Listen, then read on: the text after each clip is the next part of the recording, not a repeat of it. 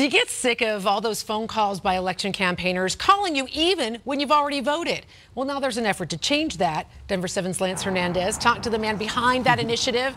So, Lance, if he can make this work, it'll make all of us happy. That's for sure. Now, you can see all these signs. It's election season, especially here in Aurora, but it's an off year. That means phone calls and those pesky door knocks aren't as plentiful this year as they were last. And John Halbert believes this is the time to try to get more people to sign into the IalreadyVoted.org app. He hopes that more campaigns will use this information to better target the people they're trying to reach. Annoying phone calls, constant door knocking, and mailboxes filled with election flyers. They're all part of our election system. They've got their ballot. The communication crush is far worse during a presidential election, but it can be a pain in off-year elections as well. For me, it was bothersome. Now, an effort is underway in Aurora to try to stop the calls and door-to-door visits for people who have already voted. This is an opportunity for them to opt in and say, I really don't need any more ads. John Halbert started the IAV initiative. He's testing it in Aurora, where there are 20 names on the city council ballot this year. He wants to fine-tune the process for next year. I think everybody knows 2018 is going to be a big year in politics.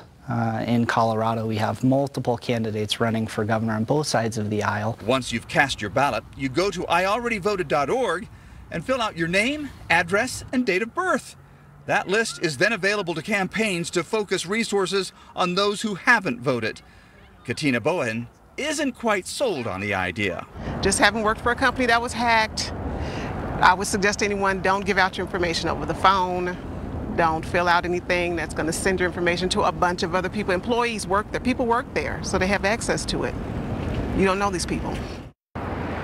Now, some people are willing to share limited information if it will mean a cutback in those irritating phone calls.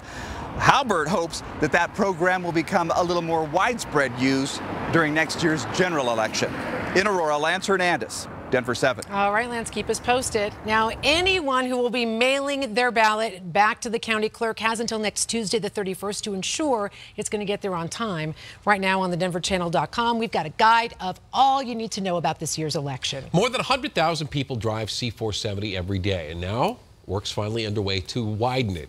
And tonight, you can get an update on the improvements. Crews are adding toll lanes in each direction from I-25 to Wadsworth, as well as widening some of the bridges in that area. Construction should be finished in about a year and a half, and you can get updated on the progress tonight from 6 to 7:30 at the Hilton Garden Inn on Plaza Drive in Highlands Ranch. Our Broncos are working so hard this week. In fact, they're working on a very long week, getting ready for the Kansas City Chiefs on Monday. And offensive struggles kind of are the headline before this game. Here's Denver 7 Broncos insider Troy Rake from Dove Valley. Trevor Siemian had a chance to play college football at Harvard. He's a smart guy. He, more than anyone, knows he has to play better. He feels like he's let his teammates down in recent weeks. He showed up Wednesday with a bruised nose. It was pretty much symbolic of the way things are going for the Broncos. Got a little bruise. You know, probably should have broke it. Deserve it the way I played. You know. Johnny Cash walked the line. Feels like all I do is talk the line, the offensive line. Cue up those interviews from 15 and 16, and now it feels like the line is threatening to sabotage the season. Teams figured out if Denver can't run, the Broncos can't win. I asked Vance Joseph, what is the key to getting the ground attack going again?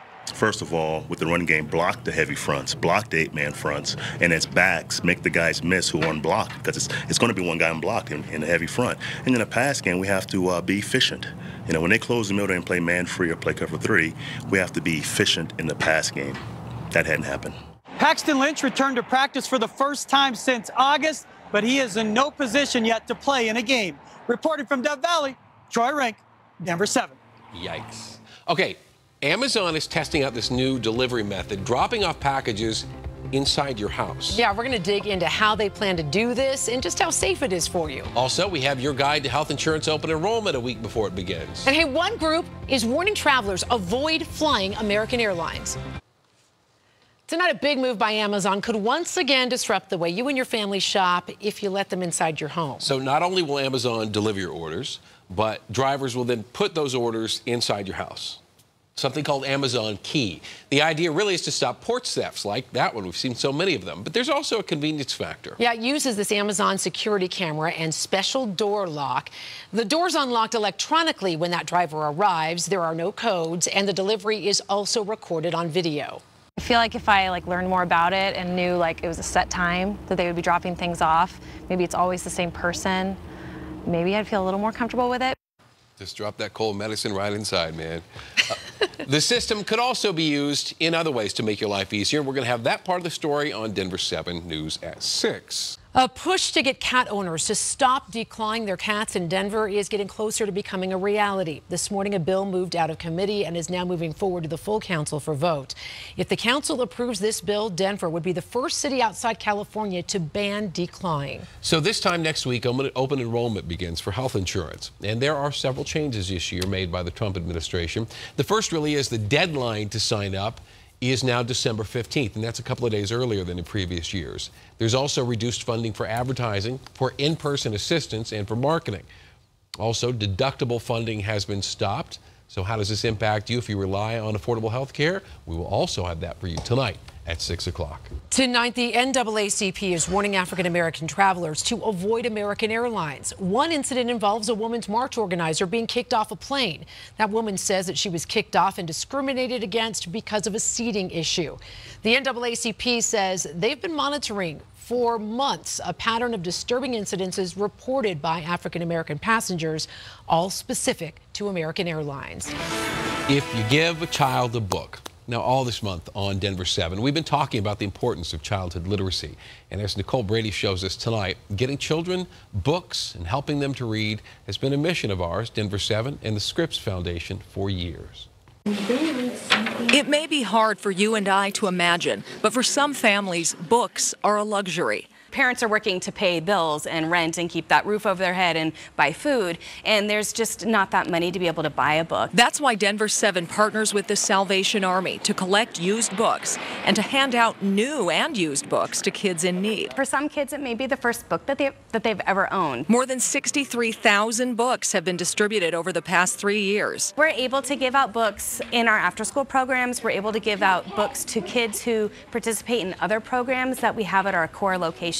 Helping kids with their reading is just an extension of the Salvation Army's larger mission to provide food, emergency assistance, and shelter to families in need. Their overall goal, though, is to simply help provide stability to our families. Another part of our focus is family housing and being able to keep kids in their homes, because that keeps kids in their schools.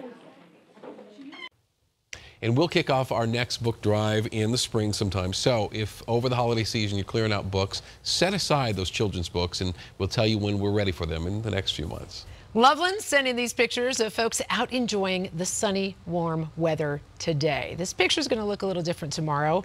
Yeah, look at that. We're seeing snow there, but there's even more moving into the state. So let's get right over to Chief Meteorologist Mike Nelson with the latest. Hard to believe it, Mike. Oh, it's coming in. This is what it looked like this afternoon up at Loveland late this afternoon. Good snow on the ground. By this time tomorrow, they'll pick up another 3 to 6 inches of snow. Around here, if you happen to see this little band of smoke down to the south of us, that was a prescribed burn that was near Woodland Park earlier this afternoon. A little gusty and hot for that, but I guess it worked out okay. 84 was the high, 47 the low. Eclipsed the old record of 80 by 4 degrees set just back in 2014, and the normal high is at 62 degrees. Right now, temperatures are still very, very warm. 80 downtown, 79 out at DIA, 9% relative humidity. Pressure falling as a storm begins to move into the state. Here are the numbers across the country, and it's warm in a lot of places. Back up to